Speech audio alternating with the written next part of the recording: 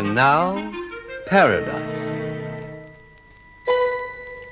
As the man conducts the well-dressed woman onto the broad terrace that fronts the stately mansion, she pauses to feast her eyes on the loveliness of the gardens.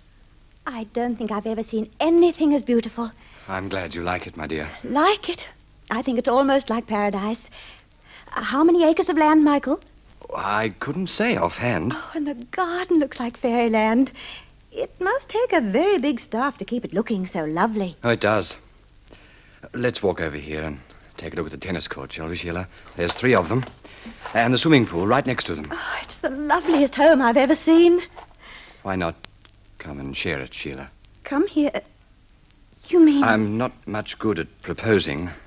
I've never had any practice. But I want you to marry me.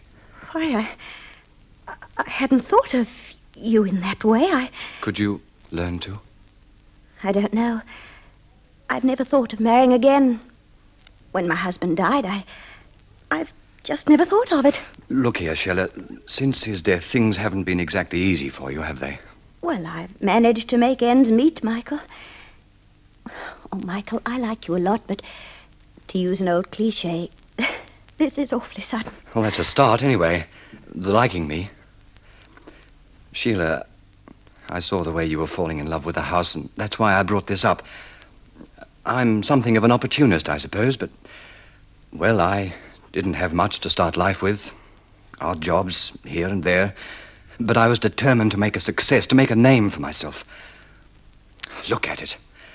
45 rooms and grounds that are the envy of everyone who sees them.